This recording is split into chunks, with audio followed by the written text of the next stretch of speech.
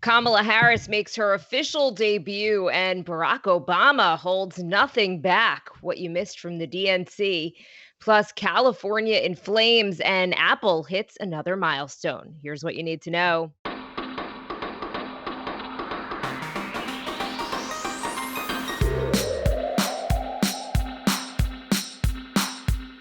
Morning, this is Cheddar's Need to Know podcast for Thursday, August 20th. I am Jill Wagner with Carlo Versano. Good morning, Carlo.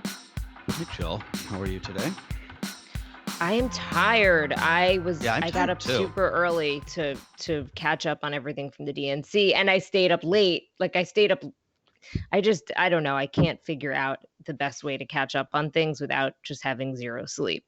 No, I know. I'm feeling it this week. I'm just like, whew, man, looking forward to sleeping in on Saturday.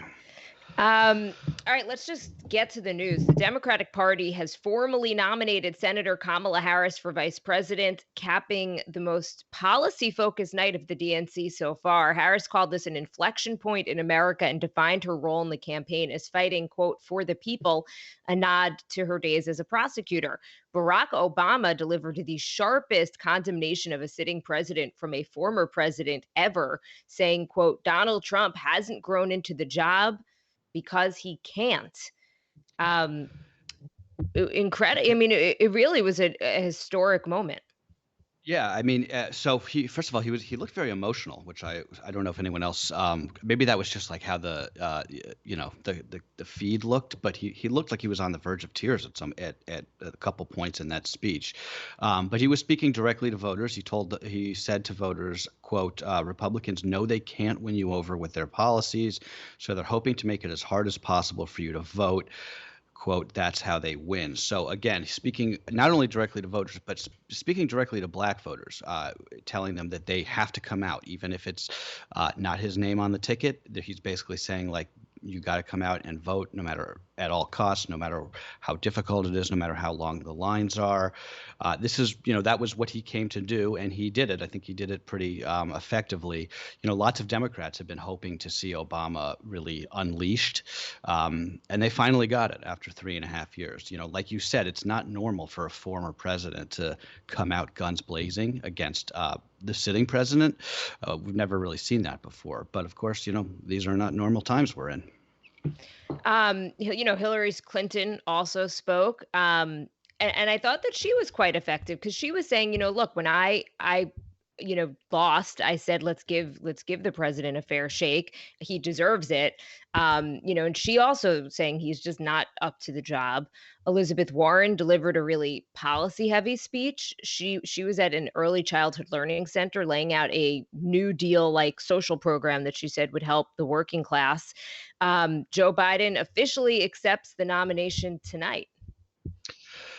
Yes, he does. And then, of course, next week we get the RNC, so we get to do it all again. But I thought that, in terms of like putting my TV critic hat on, I still think that the night before last with the roll call was the most compelling, production. But I do think that Obama was sort of he probably even eclipsed Harris last night. I do want to squeeze in two. Wait, let me just jump in really quick. One thing that I thought was really interesting before we just move on to other political headlines.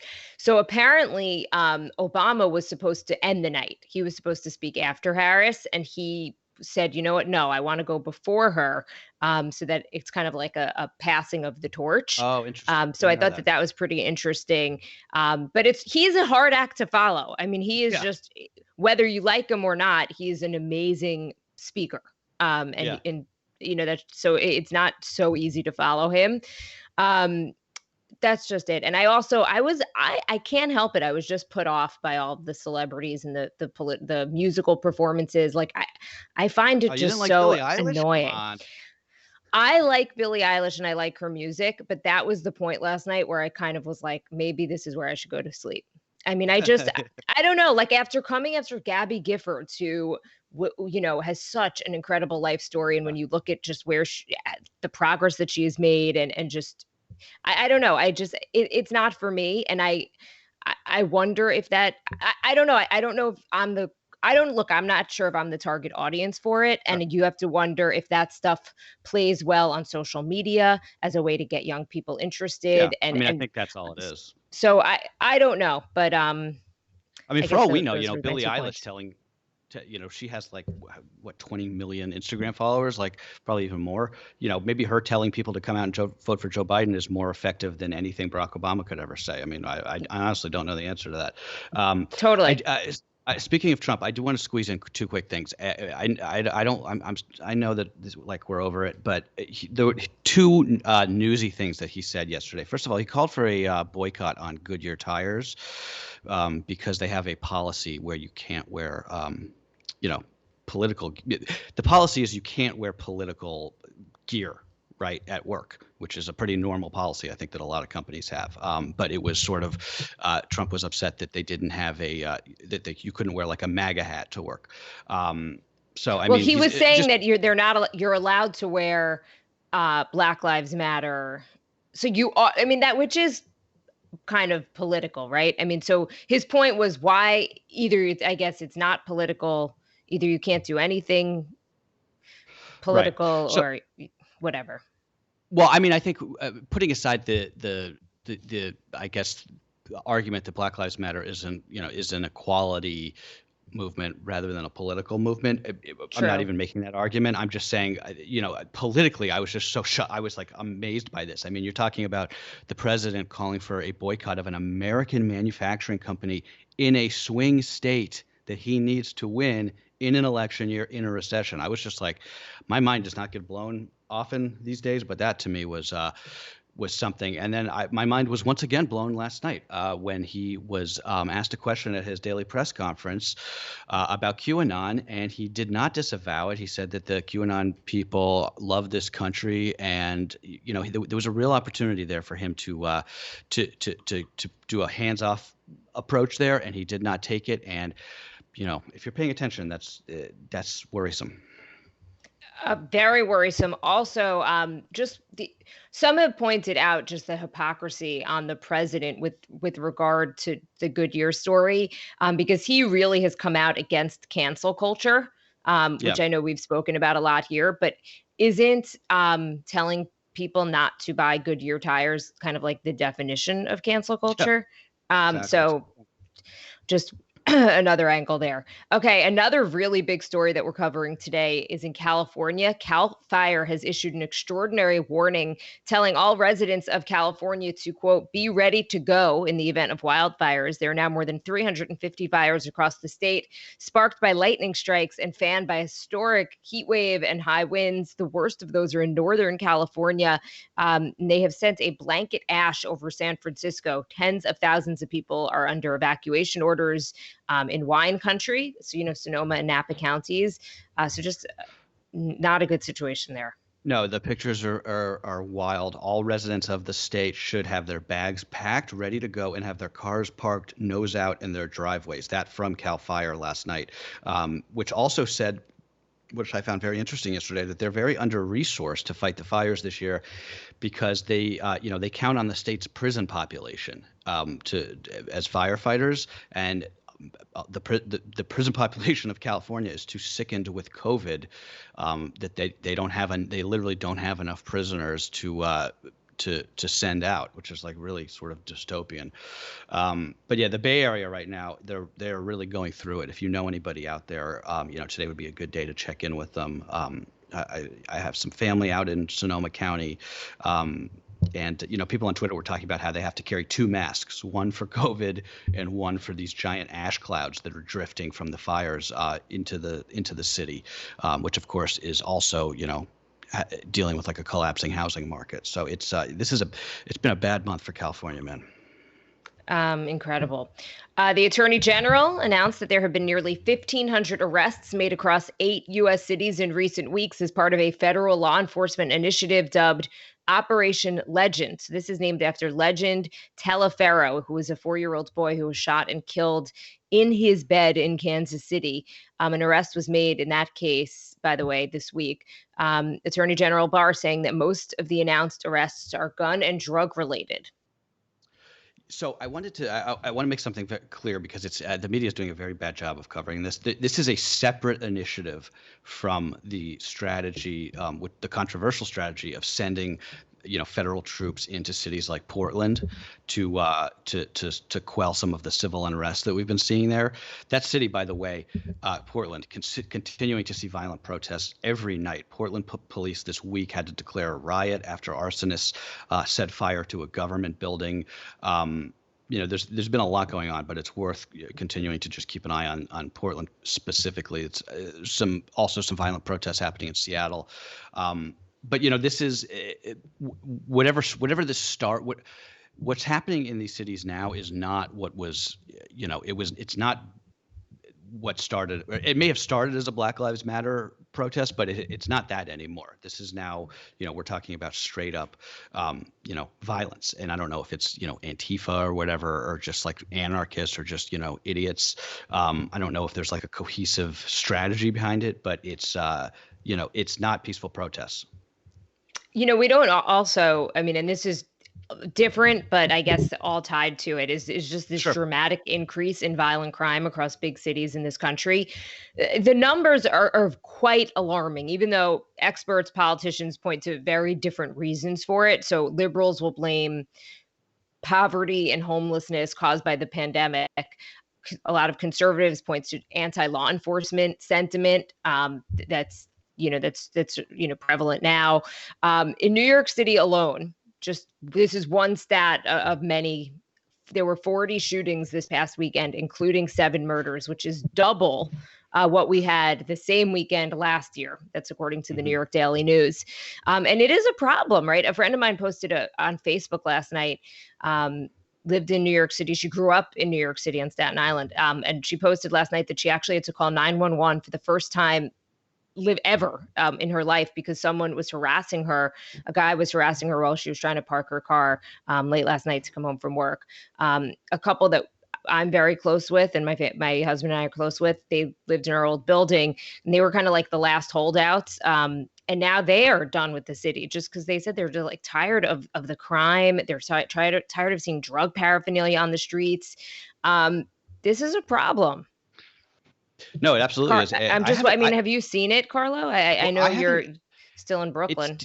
I don't think I think I've been in Manhattan like twice in the last 7 months. So I haven't, it's a different scene out in Brooklyn. I live in like a different, like a bubble within the bubble over here. It's like, everything's fine and wonderful. And it's just like, people are moving out of the Manhattan into Brooklyn. The restaurants are all packed out. But my father is in Manhattan every day, and and I know people who are in Manhattan every day, and yeah, it's a bad scene, man. It is, and there's a lot of reasons for that specific thing. And this is more of a quality of life issue. It has to do with, first of all, the subways are closed at night, and a lot of these people spend the nights in the subway, so they're not there anymore. There's also fewer people on the street, so it becomes more noticeable. But the crime issue the violent crime issue is sort of different. And actually, a couple of weeks ago, the NYPD actually said something that wasn't covered very well, but it was pretty interesting. And they said that a lot of the violent crime issue stems from their gun arrests are down. They're just making fewer gun arrests. And part of the reason by that is, according to the NYPD, is a lot of, the pandemic, right? There's cops who are out sick, and they had to divert a lot of resources to dealing with protests and other sort of like pandemic related issues. So that's just New York City. And there's obviously I'm sure there's other, things at play as well. But I thought that was sort of interesting. Yeah, no, there's so many factors and who knows, it's probably a combination of a lot of different things. And it's not a New York story. It's happening across the country, in cities. Let's move on to a couple of coronavirus headlines. There's this new study from researchers at Mass Gen that suggests children may play a larger role than thought as, quote, super spreaders of the coronavirus, even if they show no symptoms. Meanwhile, the FDA has paused a plan to issue an emergency use authorization for convalescent blood plasma as a treatment for COVID-19, saying that more research is needed. Which is such a I mean, I saw that and, like, my heart sunk yesterday because I was thinking that I always, just from everything I was reading, it felt like this, like, blood plasma from people who have recovered from Right. coronavirus seemed to be one of the best hopes as a treatment. And I think it still is. I really dug into that yesterday because I had the same feeling.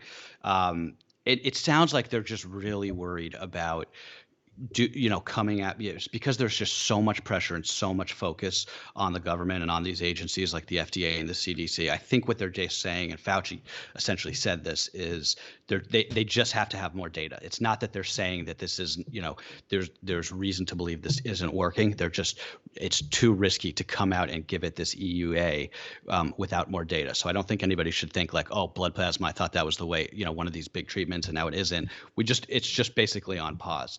I did read this article that was interesting, and it was saying I think that it's hard to know if it's effective because technically, if you to do a big study, you need to essentially give some people blood plasma and some people like Right. not give it to them. And if you really think that it's going to work, ethically, it's hard to say, why you wouldn't give it to somebody else. So it's like it's hard to figure out if the people who got it had a better outcome because according to this article that I read, they're giving it to Interesting. more people because they really do think that it works.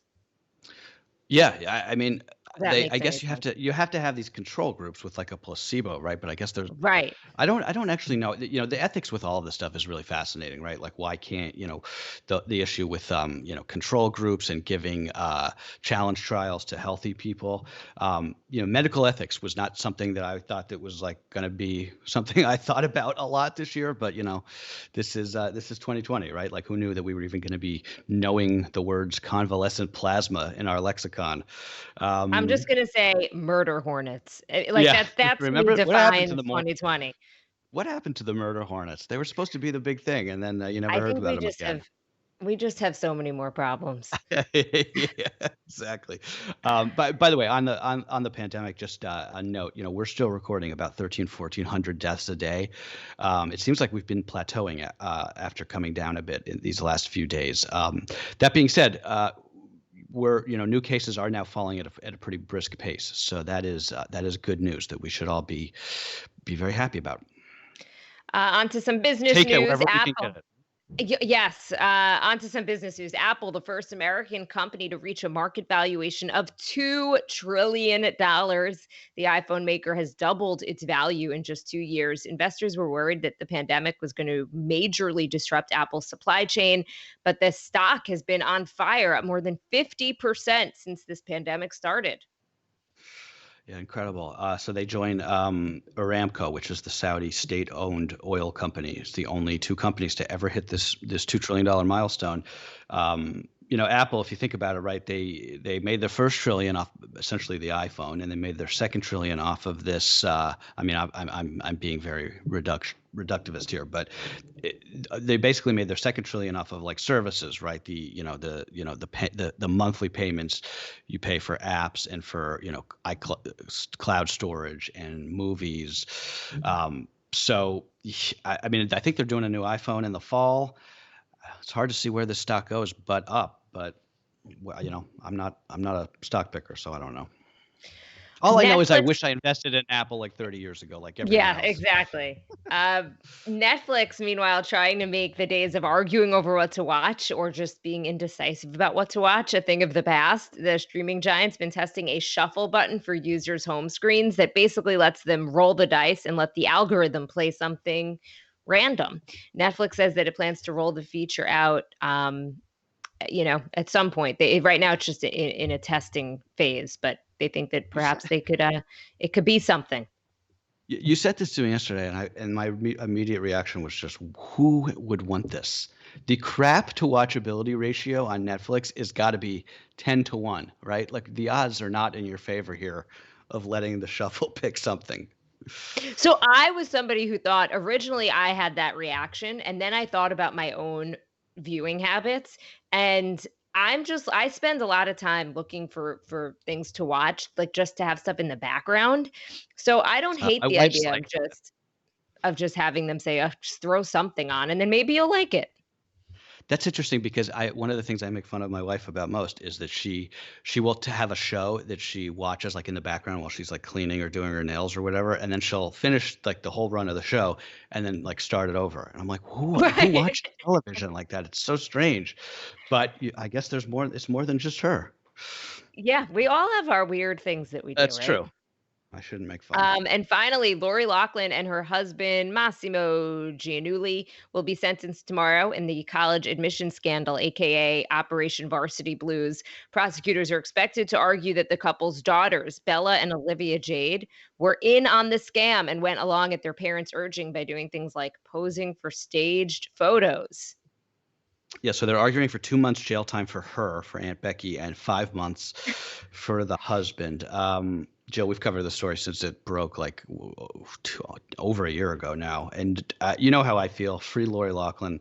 I think this is just beyond ridiculous at this point that we're still spending federal tax dollars to send Aunt Becky to jail. That said, and I admit that I haven't really been following the story that closely lately, but wasn't it always kind of a given that the daughter was in on it, at least that one daughter? Like they had her head pasted onto the body of some athlete. Like you're telling me she never saw that? It was in the application packet. I mean, the question is too, though. It's like they're not going to spend any time in jail right now. I mean, I think that this was all just, they basically wouldn't admit guilt, right? Yeah. For how many months, and then as soon as coronavirus happened, and they just stopped sending people to jail because of it, and giving certain people house, whatever. I think, I mean, the timing for them, I think is probably, I think it's Well, I'll be unlikely that curious they're if going to they. spend time behind bars. I wonder. It'll be interesting to see because they're clearly trying to make an example out of this couple for whatever reason, and maybe there's a good reason. I mean, I don't endorse cheating to get your kids into college, but it just seems like at this point, don't we have bigger fish to fry? I mean, we do, right? They just were so like the lack of remorse. Yeah. It just. I think that that's what got under people's skin. That the one daughter was I think clearly in on it. I don't know how you couldn't be, but that's just my opinion. That's not fact. Okay, well, thanks for clarifying that, Carlos. All right, everybody. That's what you I don't need want to to get know. sued by Aunt Becky here, Joel. I mean, like, whatever. It's funny. Like in any other year, this would still probably be one of the biggest stories. Yeah, I think they'll be all right, even if they're on house arrest in their big mansion. All right, everybody. That's what you need to know for Thursday, August 20th. See you guys tomorrow.